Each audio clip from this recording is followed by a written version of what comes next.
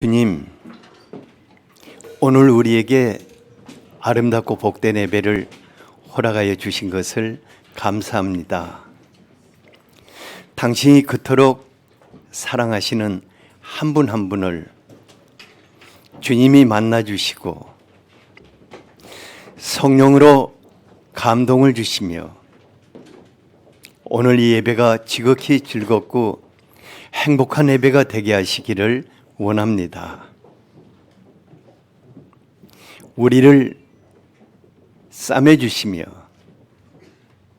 치료하여 회복시켜 주시고 우리의 삶이 주 안에서 즐겁고 행복하게 하여 주시기를 원합니다.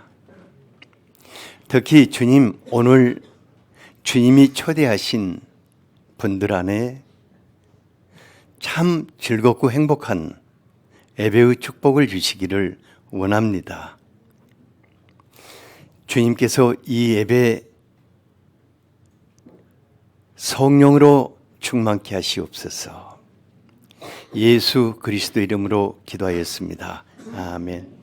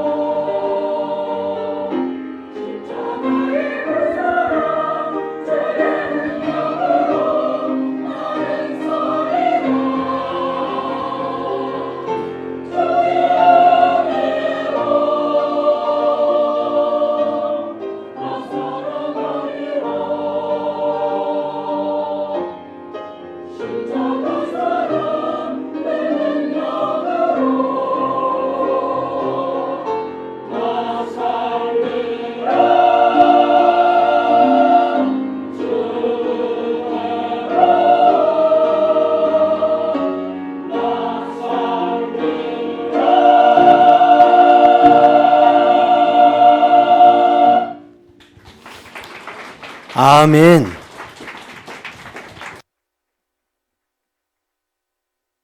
우리 임마누엘 팀들이 갈수록 잘하시죠? 박수를 다시 한번. 오늘 새생명 축제 위해서 예수님을 영접한 지 한 6개월 1년 남짓되신 하소람, 김상현, 우문동 형제 자매님들이 나오셔서 소감 간증문을 발표해 주시도록 하겠습니다. 이거 좀 갖다 놓지. 예. 이분들이요 처음 나오시는 분들이라 떨리니까 나오면 박수 좀 쳐주세요. 예. 우리 하소람 자매님부터 이렇게 나오셔서 예.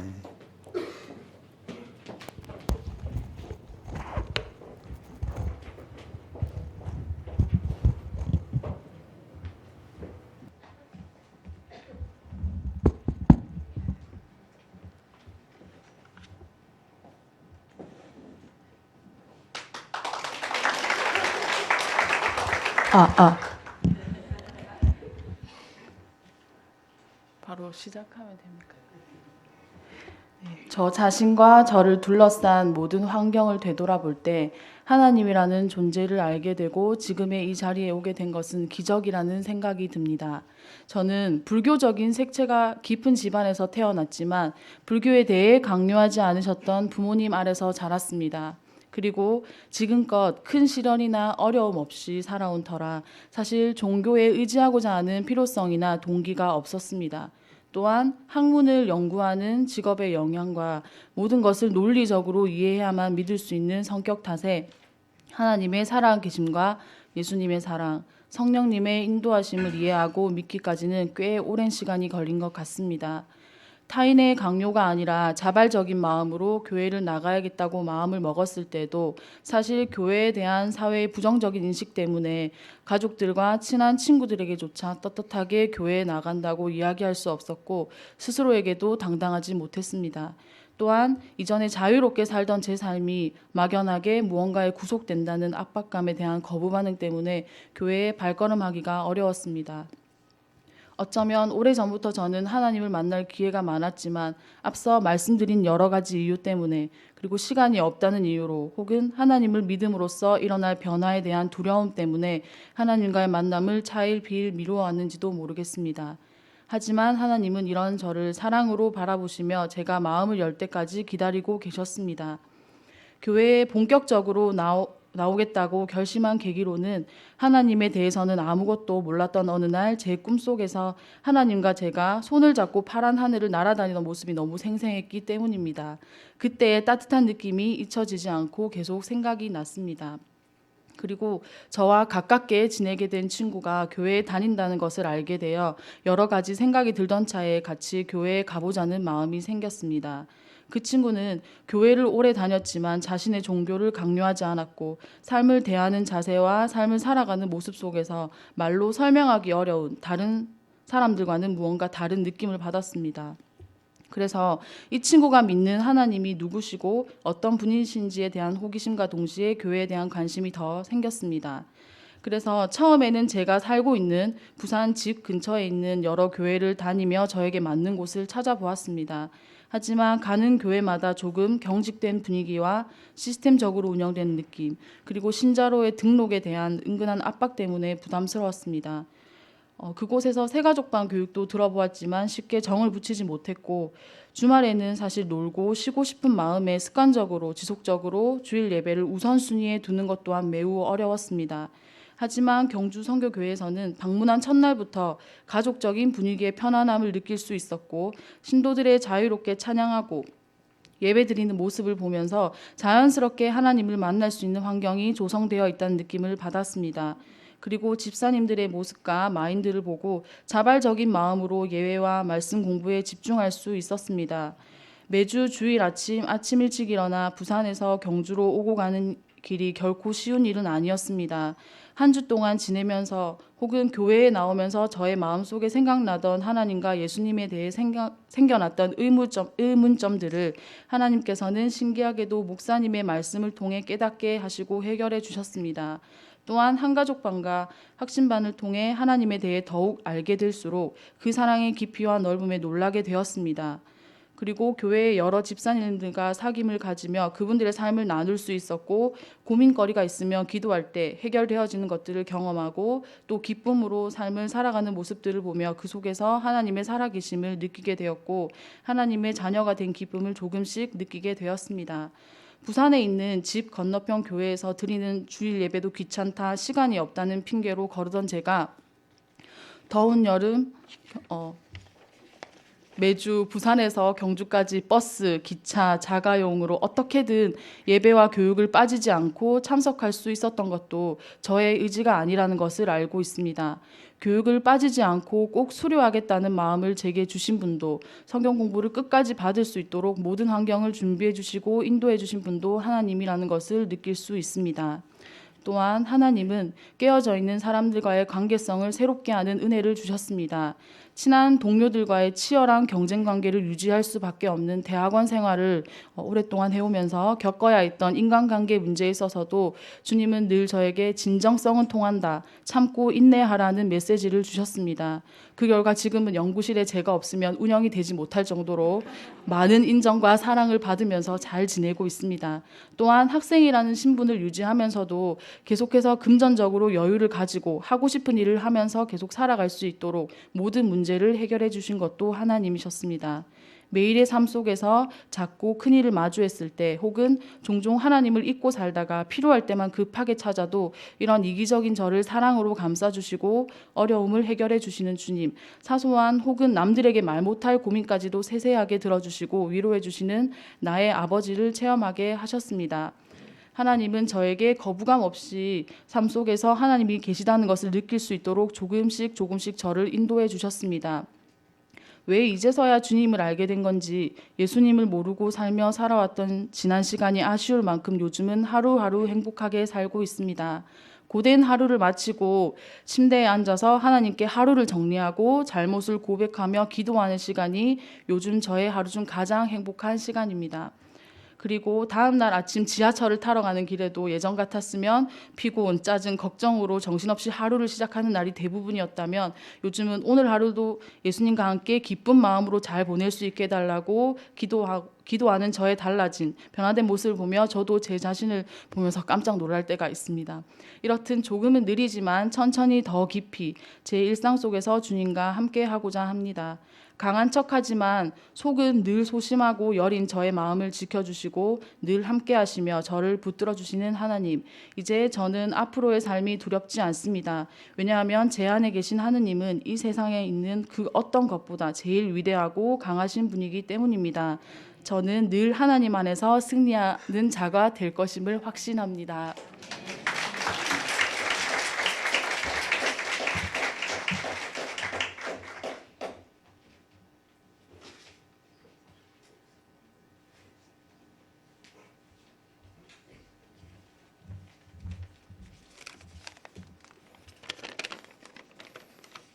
네, 안녕하십니까.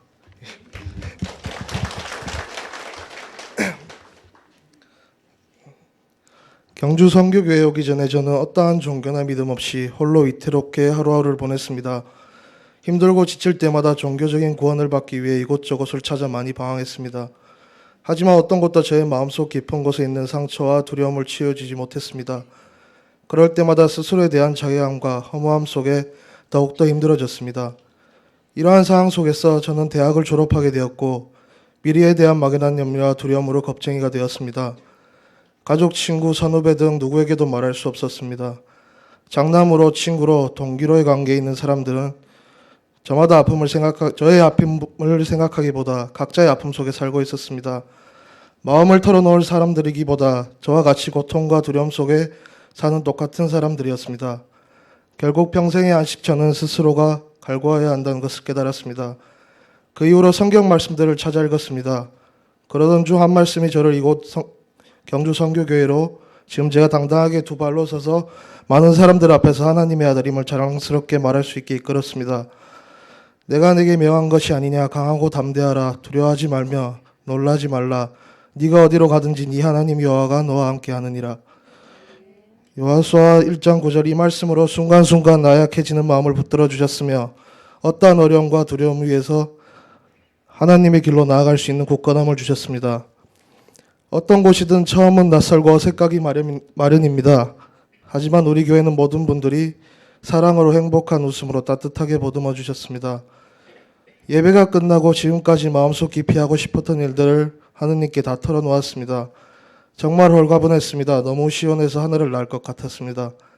그때 알았습니다. 제가 짊어지고 고통스러워하던 모든 것들은 제가 감당할 것이 아니라는 것을, 하나님의 길이 아닌 나의 길을 찾아 방황하며 얻는 근심과 걱정거리라는 것을. 하나님의 보살핌 속에 많은 분들의 양육으로 저는 날마다 예수님을 닮아가는 행복한 예수님의 사람이 되어가고 있습니다. 얼마 전 확신반 양육을 거치면서 올바른 신앙생활을 확립하게 하셨으며 영생의 확신으로 선한 인도하심을 볼 수 있는 눈을 주셨습니다. 지금 이 자리에 처음 교회에 오신 분들이 있으시다면 말씀을 드리고 싶습니다. 저는 모태신앙도 아니고 오랫동안 교회를 다닌 사람도 아닙니다. 제가 이 세상에 태어나기 전부터 하나님은 먼저 저를 선택하시 오랫동안 사랑과 인내로 돌봐주셨습니다. 모든 사람들은 이미 하나님의 보살핌 속에 살고 있습니다. 저는 여기 경주 선교교회에 와서 그 크신 은혜를 깨달았습니다. 하루라도 빨리 하나님이 잡아주신 손을 잡고 그 인도하심에 따라 아들로서의 영광과 축복으로 승리의 확신을 더하시기 바랍니다. 저는 이제부터 목적 없이 방황하지 않고 나를 부인하는 삶을 살고자 합니다. 제가 계약한 삶에 대한 미련도 이제 없습니다. 그 길에 대한 아쉬움도 없습니다. 저의 걸음을 인도하시는 그 길이 옳은 길이라는 확신이 생겼기 때문입니다. 이 부족한 생명을 창조하시고 그 시작부터 저와 함께 하시고 내가 그분을 알기도 전에 나를 먼저 선택하여 믿음을 주심에 감사합니다. 앞으로 하나님을 의지하며 그 뜻에 민감하게 반응하며 주를 경외하는 마음으로 오직 순종으로 하나님의 나라를 위하여 하나님의 일을 감당하며 참다운 하나님의 아들로 살아가기를 원합니다. 나의 목적지인 하나님 나라를 위하여 하나님의 일을 즐기려 합니다. 오늘 하나님과 맺은 관계를 통해 나의 삶의 자리에서 하나님께서 주신 역할을 감당해 보려고 합니다. 감사합니다.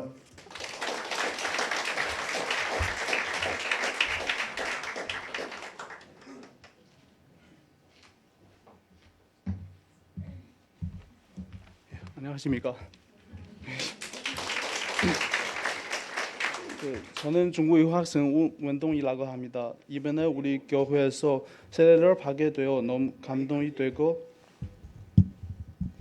감사가 됩니다. 제가 2012년 8월 29일 날 한국에 왔습니다. 그런데 시간이 너무 빨리 지나갑니다. 제가 처음 우리 교회에 왔을 때 3년 전입니다. 이 3년 동안 저는 우리 교회 식구들 사랑과 관심을 많이 받았습니다. 그래서 너무 감사드립니다. 그리고 이 3년 동안 관심을 가지고 저를 지도해 주신 권혜호 교수님께 특별히 감사를 드립니다. 제 인생의 가장 중요한 시기는 한국에서 세 가지를 얻었습니다. 첫 번째는 제 인생의 신앙입니다. 두 번째는 저의 사랑입니다. 세 번째는 저의 박사학위입니다. 이 중에 가장 중요한 것은 저의 신앙입니다. 제가 중국에서 원래 신앙 없는 사람입니다. 예수님에 대해서 들어는 보았지만 교회에 한 번도 나가보지 않았습니다. 또한 그때 내가 스스로 내 인생의 모든 것들을 할 수 있다고 생각했습니다. 그러나 내 생각대로 되는 것이 거의 없었습니다. 이것 때문에 마음이 힘든 적이 많습니다. 중국에서는 신앙생활 할 수 있는 환경이 나쁘기 때문에 힘들 때도 하나님께 찾아갈 수 있는 기회가 없습니다. 나중에 한국 와서 소환 선배를 따라 우리 교회에 처음 왔습니다. 그때는 주님이 만나기 위해 교회에 온 것이 아닙니다. 그냥 신기하고 다양한 문화를 체험하고 싶습니다. 그런데 외국 와서 유학 생활하는 것이 쉬운 일이 아니었습니다. 제가 처음 한국 왔을 때 언어, 공부, 음식, 문화 모든 것이 망연했습니다. 특히 한국의 음식과 문화는 중국보다도 많이 다르니까 이수하지 않고 실수도 많이 했습니다. 그때는 안녕하세요밖에 모르는 상황에서 나중에 박사학위는 할 수 있는가 고민을 많이 했습니다. 동국대학교 학위과정 입학하려면 한국어 3급 이상을 통과해야 합니다. 특히 6개월 동안에 그 3급 통과해야 했는데 스트레스를 많이 받았습니다. 이때 우리 교회를 통해 성경 공부를 통해서 위로가 되고 힘이 되었습니다. 제가 처음 성경 공부를 할 때 한국어 배우기 위한 마음을 가지고 있습니다. 선배들을 따라 몇 번 같이 공부해 보니까 성경의 말씀 제 마음에 들어갔습니다. 저는 하나님이 우리 죄를 위해 십자가에 죽었다는 것과 하나님이 우리를 얼마나 사랑하는지 그때부터 알게 되었습니다. 그리고 시민기 31장 1절에서 너는 마음을 강하게 하고 담대히 하라. 그들 두려워 말라. 그들 앞에서 떨지 말라. 이는 내 하나님 여호와 그가 너와 함께 행하실 것임이라. 반드시 너를 떠나지 아니하시며 버리지 아니하시리라 하고 이 말씀은 제가 어려움을 만날 마다 위로가 되고 힘이 되었습니다. 제가 유학 생활하면서 가장 어려운 점이 경제적 문제입니다. 그때 전체산이 한국 돈 2,000원밖에 없을 때도 있습니다. 그래서 마음에 걱정이 되었습니다. 나중에 박사 과정의 학비와 생활비를 어떻게 되는지를 고민했습니다. 그때 저는 예수님 대해서 잘 알지는 못했지만 이 문제를 두고 기도를 많이 했습니다. 기도할 때 나를 도우시는 하나님을 많이 경험했습니다. 우리 주님은 사람을 통해서 많이 도와주셨습니다. 권태호 교수님, 우리 교회 식구들, 제 선배들이 저를 많이 도와줬습니다.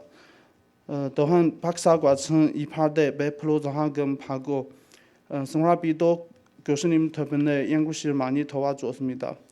기도할 때마다 도우시는 하나님을 통해서 저는 하나님이 확실히 존재한다는 것을 깨닫게 되었습니다. 저의 고민과 저의 고통을 우리 주님이 다 알고 있구나. 나의 기도를 우리 주님을 들어주시는구나. 이런 것을 깊이 경험했습니다. 이번 박사논문 발표할 때 또 우리 주님을 은혜를 주셔서 생각보다 쉽게 박사학위를 받을 수 있도록 도와주셨습니다. 그래서 2015년 8월 19일 날 학위를 받고 졸업하게 되었습니다. 또한 이번에 중국에 가서 교수직 완서를 내고 인터뷰 때도 기도를 많이 했습니다. 그때 또 하나님이 지혜를 주셔서 교수직을 잘 오게 되었습니다. 하나님이 저한테 지금까지 많은 은혜와 사랑과 축복을 주셔서 모든 것이 잘 되었습니다. 제가 중국 가서 교수할 때 신앙생활을 계속할 것이 결심하고 있습니다. 그리고 중국 유학생들을 위해 우리 주님을 소개하고 만나는 기회를 만들어 보겠습니다. 그동안 기도해 주시고 도와주셨던 모든 분들에게 감사합니다. 그리고 우리 하나님께 감사를 드립니다. 하나님 때문에 저와 결혼할 여자친구를 주시고 또 박사학위 과지정을 허락해 주셔서 감사합니다. 그래서 주님 저한테 주신 사랑과 은혜를 평생 간직할 수 있기를 기도합니다. 한국에서 저한테 주신 평생의 은혜를 감사합니다. 예.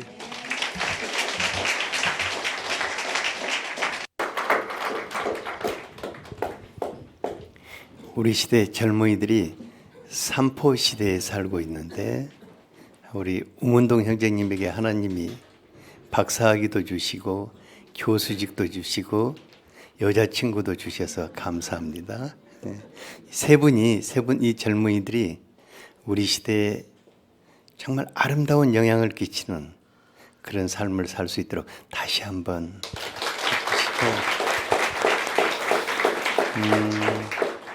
저 뒤에 계시는 김 목사님 네 분 앞으로, 다른 분 오시라면 안 올 것 같으니까 두 분이 있죠.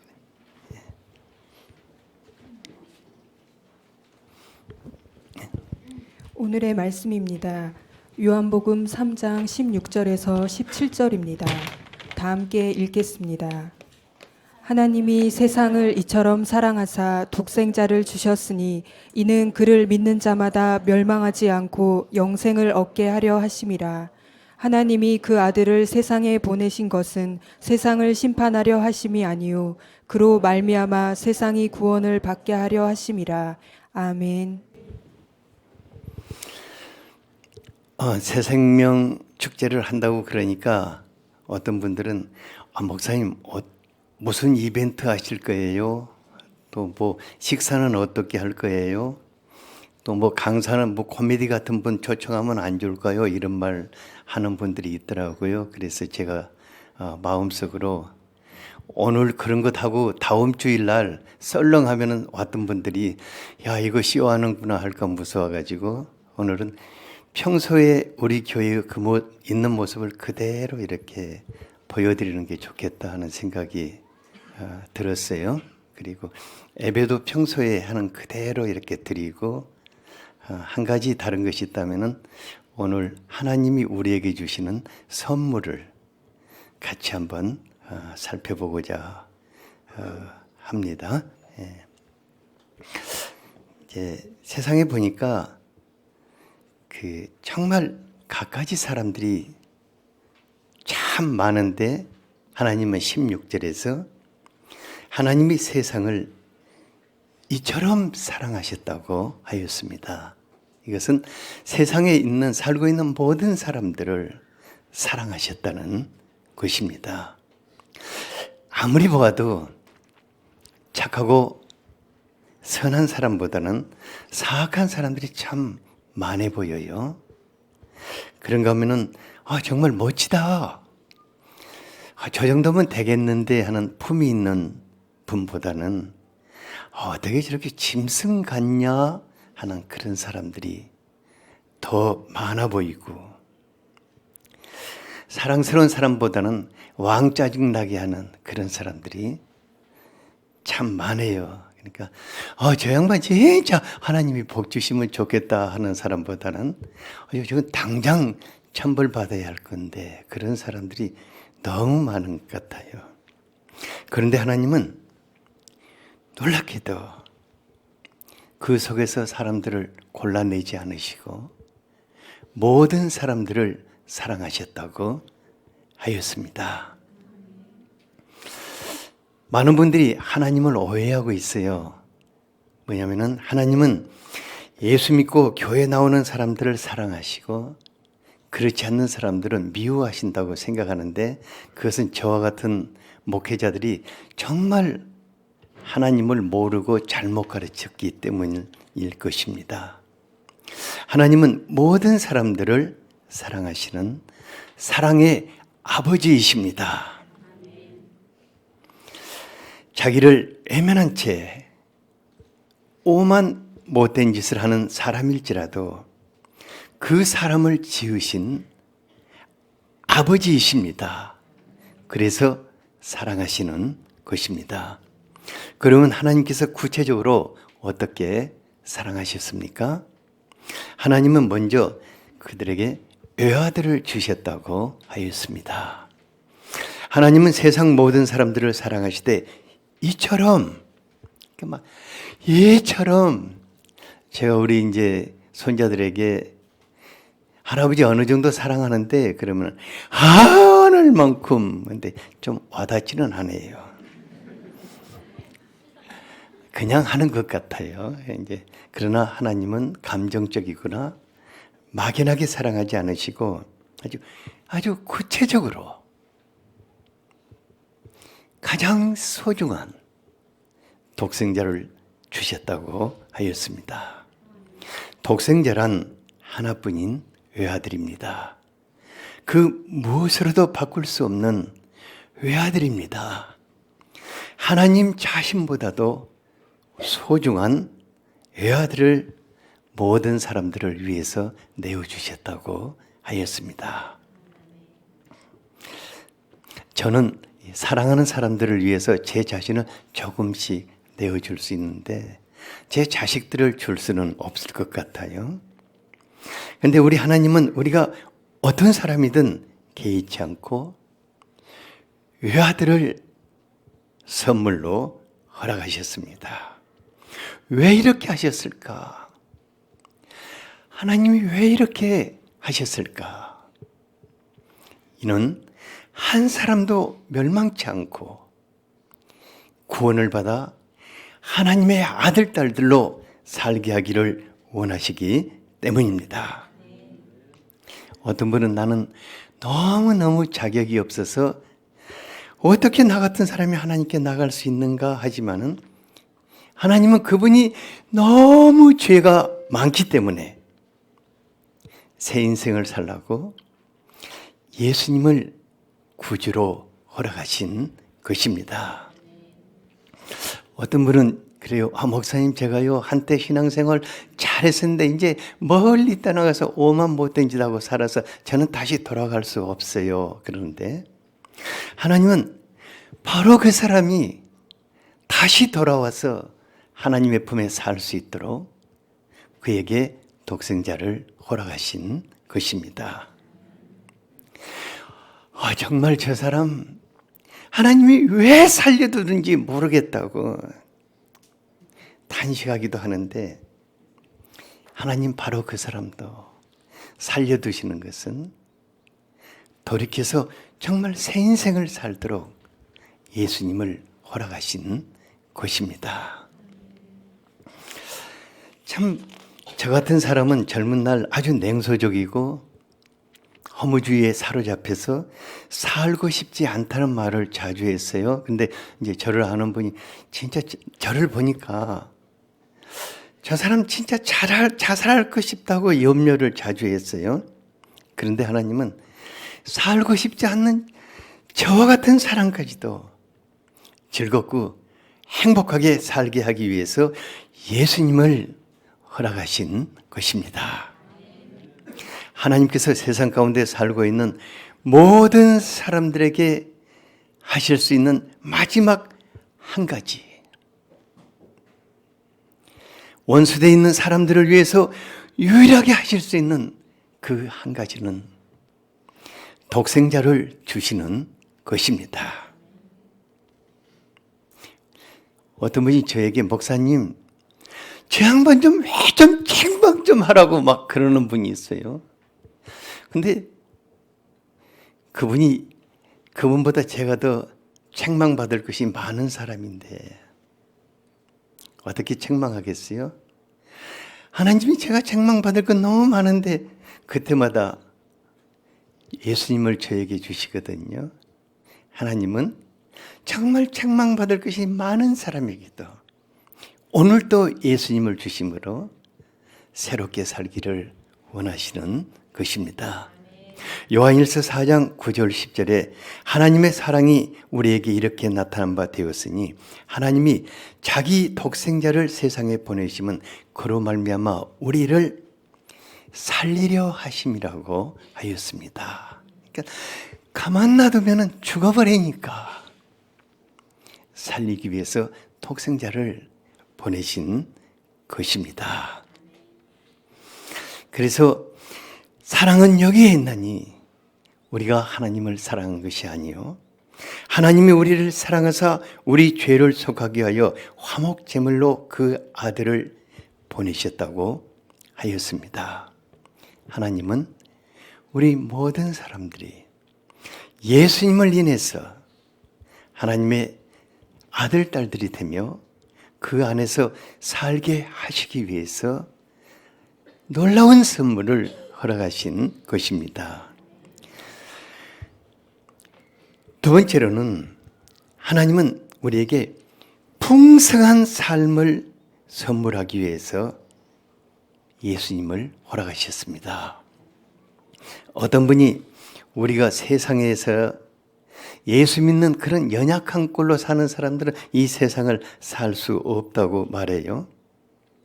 또 어떤 분들은 나이 들고 아주 힘없을 때 교회 나가겠다고 말하는 분도 있는데 그런 분들은 참 착각하고 있습니다. 왜냐하면 세상이 약하고 살기가 힘들수록 또 너무너무 가슴이 뻐근할 정도로 일이 많은 사람일수록 예수님으로 살아야 할 것입니다. 왜냐하면 그분은 우리의 삶 다하는 날까지 우리의 목자가 되셔서 우리를 돌보시며 지키시고 우리의 삶 속에 모든 무거운 멍에를 같이 지시며 이끌고 가실 것이기 때문입니다. 여러분들 중에 누가 인생의 실패자가 되고 싶은 분이 있습니까? 옆 사람에게 한번 물어보세요. 당신은 인생의 실패자가 되고 싶습니까? 그러면 그대로 사세요? 예? 아무도 자기 인생을 함부로 살거나 실패자가 되고 싶지 않을 것입니다. 누구든지 승리하는 삶을 살기를 원한다면 예수님과 더불어 살아야 할 것입니다. 로마서 8장 31절에 그런즉 이 일에 대하여 우리가 무슨 말을 하리요? 만일 하나님이 우리를 위하시면 누가 우리를 대적하리요? 또한 37절에는 이 모든 일에 우리가 하고 있는 모든 일에 우리를 사랑하시는 이로 말미암아 우리가 넉넉히 이기느니라. 인생살이가 그야말로 전쟁입니다. 사업하는 분들 정말 살벌한 전쟁터에서 보도 내지 않고요. 월말을 넘기는 것이 기적이라고 합니다. 그렇다고 직장 생활하는 분들이 쉽습니까? 우리 이 교수님 쉬워요? 머리가 빠개질러 갔죠? 머리가 다 빠져버렸다고 그랬잖아요.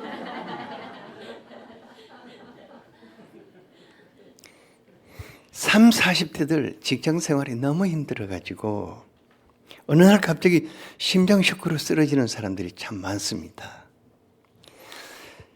전업주부가 되어서 가사에 전념하는 것이 그렇게 쉬운 일이 아닌 것 같아요. 왜냐하면 오지간한 사람들이 가사 돌보미를 돈을 많이 주고 쓰고 자기는 직장으로 뛰어나가는 것 보면 확실히 어렵다는 생각이 들어요. 누구든지 지혜 있고 능력 있는 누군가가 나를 도와주지 않는다면 세상을 살아간다는 그 자체가 불가능해 보입니다. 우리 시대 젊은이들 정말 힘차게 살아야 할 젊은이들이 연애도 포기하고 결혼도 포기하고 출산을 포기하는 3포 세대가 되었다고 그래요. 젊은이들이 연애 못하면 무슨 재미로 사는가? 젊은이들이 결혼을 포기했다면 인생을 포기한 것 아니겠어요? 젊은이들이 아기 낳기를 포기했다면 늙은이들이 아기 낳아라 그 말입니까? 제가 우리 집사람한테 아기를 또 낳으라 해야겠어요? 너무나 서글픈 현실입니다. 그런데 거기에 그치지 않고 요즘은 이제 3포의 경기를 넘어서서 인간관계도 너무 힘드니까 포기하고 집 사는 것도 포기하고 취업의 꿈도 포기하고 인생의 희망까지도 포기해버린 그런 7포 세대들이 가득 늘어나고 있어요. 얼마나 서글픈지 모릅니다. 이것은 세상은 누구나 혼자만의 힘으로는 살 수 없다는 것을 말해주고 있습니다. 혼자만의 힘으로는 직장 생활도 하기가 어렵고, 결혼하기도 어렵고, 자식 키우기도 어렵고, 사업을 경영하기도 어려운 것입니다.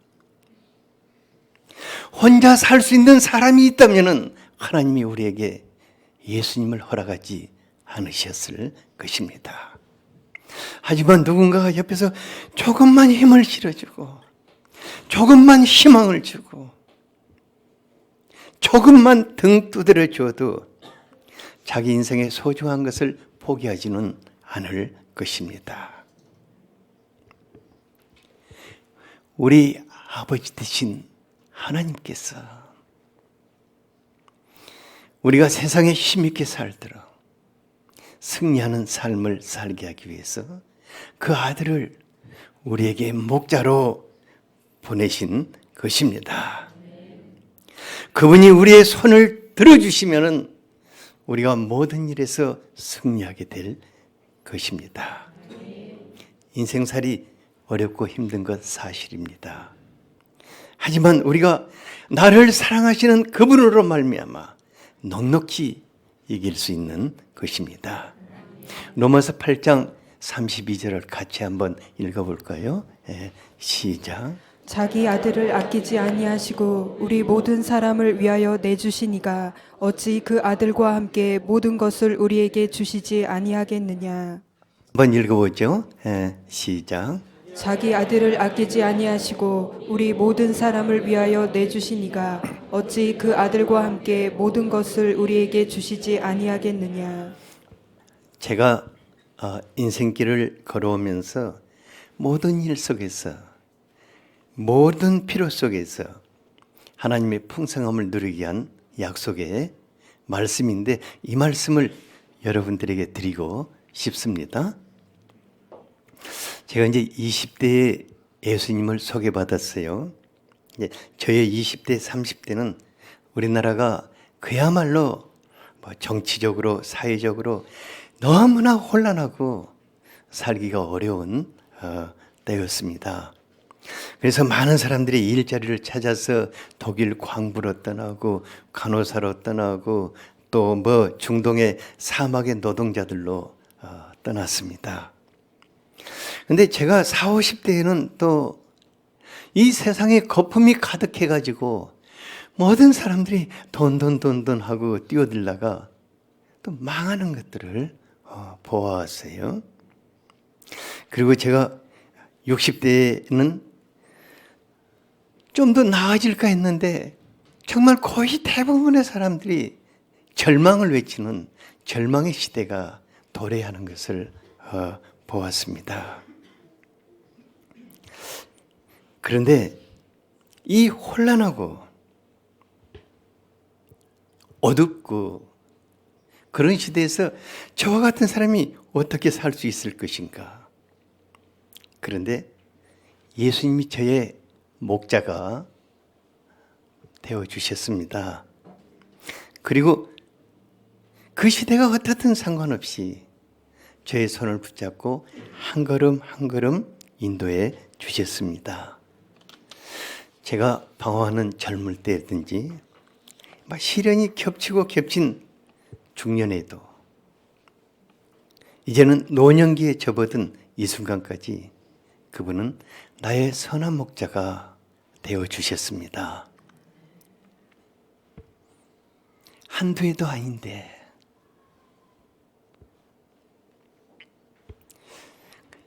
어떻게 그 삶 다하는 날까지 그렇게 곁에서 손 붙잡고 인도해 줄 수가 있을까?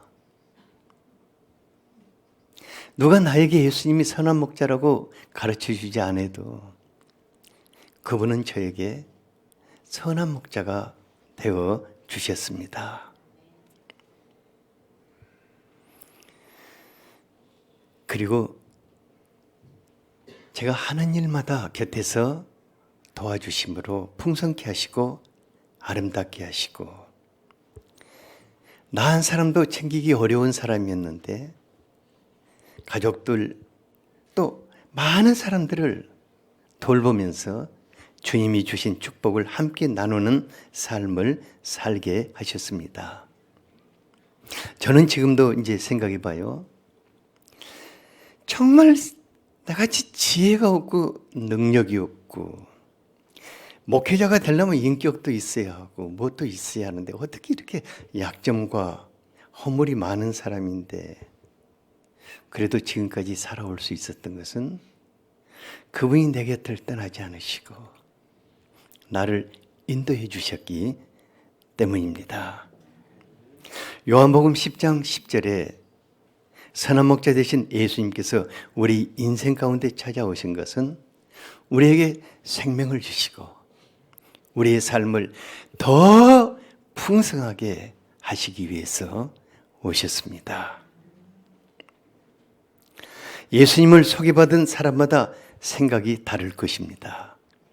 입장도 다를 것입니다.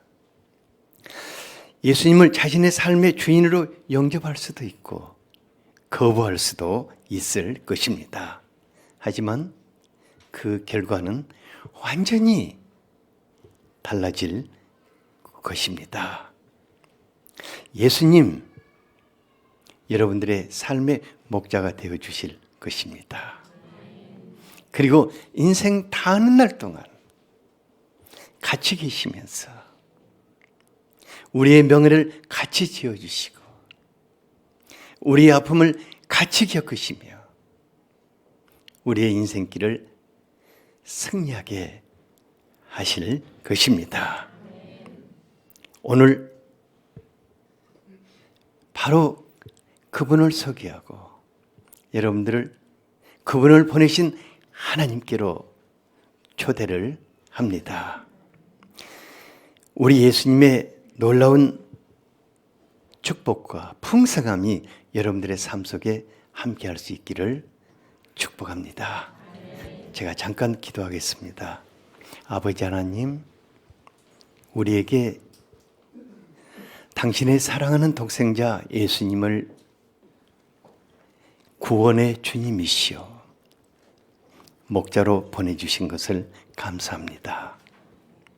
한 분 한 분 그 삶 속에 형편과 처지와 모든 것 다르지만은 목자가 되셔서 이끌어 주시옵소서. 그리고 인생을 마치는 날 주님이 내 인생을 이렇게 복되고 아름답고 승리하게 하였다고 고백할 수 있기를 원합니다. 예수 그리스도 이름으로 기도하였습니다. 아멘.